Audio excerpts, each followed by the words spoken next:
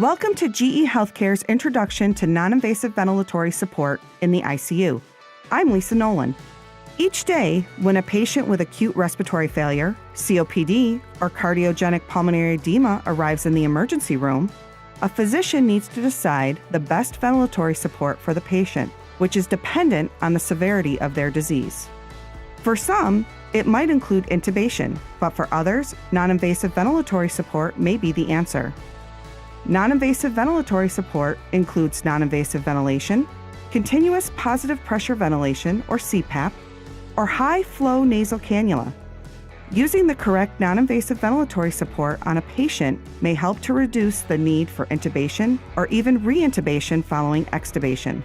The CARESCAPE R860 offers non-invasive ventilatory support modes for your spontaneously breathing patient. Today we will discuss non-invasive ventilation mode, or NIV. Let's get started. Non-invasive ventilation mode, or NIV, is a ventilation option on the CARESCAPE R860 which provides positive pressure ventilation to the spontaneously breathing patient. It is delivered using an accessory like a nasal or full face mask which is attached to the patient's head to increase the quality of the airway seal to minimize leaks. It is important to note that non-invasive ventilation masks should be non-vented and must not include an entrainment valve, and the patient circuit should be a dual limb with connections for both the inspiratory and expiratory ports of the ventilator.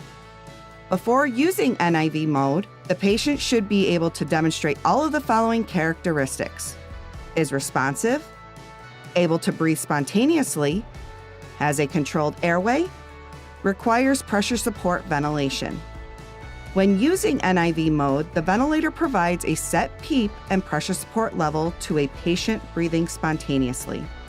Additional settings such as pressure support time, inspiratory and expiratory triggers, bias flow, and rise time can be set to help with patient synchrony. Because flow triggers are affected by patient circuit leaks, flow and pressure triggers are applied simultaneously in NIV mode. When a flow trigger is set by the user, the ventilator uses a simultaneous pressure trigger to improve trigger detection.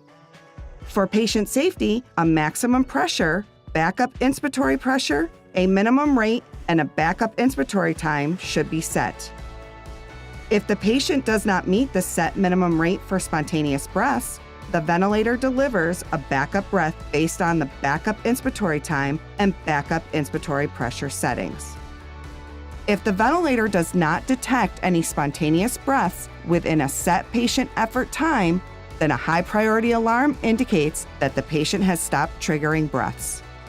The ventilator will continue to switch back and forth between pressure control and pressure support breaths based on the patient's spontaneous breathing efforts and set minimum rate.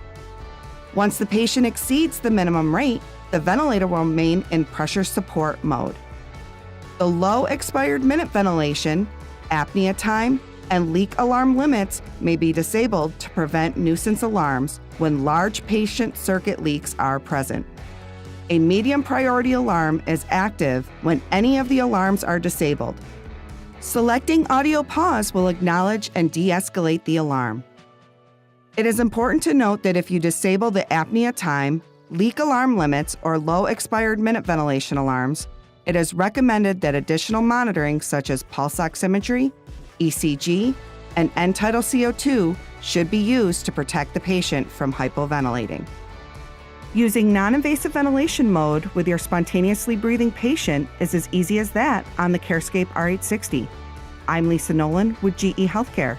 Thank you for joining our discussion on non-invasive ventilatory support in the ICU.